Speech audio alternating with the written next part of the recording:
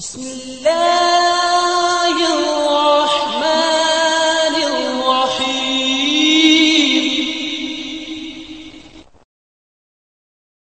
آج کی حدیث فضائل حضرت حسنین رضی اللہ تعالی عنہ۔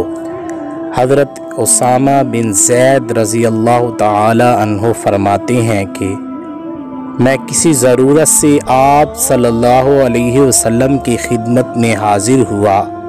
آپ گھر کے باہر اس حال میں تشریف لائے کہ آپ صلی اللہ علیہ وسلم اپنی گود مبارک میں کچھ اٹھائے ہوئے تھے اور چادر اوڑھے ہوئے تھے۔ میں جب اپنے کام سے فارغ ہو گیا تو عرض کیا، یہ کیا ہے؟ آپ صلی اللہ علیہ وسلم نے چادر ہٹا دی۔ میں نے دیکھا کہ ایک جانب حسن رضی اللہ تعالی عنہ اور دوسری جانب حسین رضی اللہ تعالی عنہ ہیں، اور فرمایا، یہ میرے بیٹے اور نواسے ہیں۔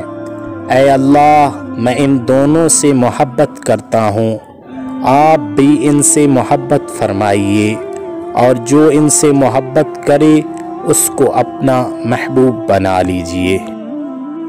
اسی طرح ایک اور حدیث میں رسول اللہ صلی اللہ علیہ وسلم نے ارشاد فرمایا، حسن رضی اللہ تعالی عنہ اور حسین رضی اللہ تعالی عنہ جنت کے نوجوانوں کے سردار ہیں۔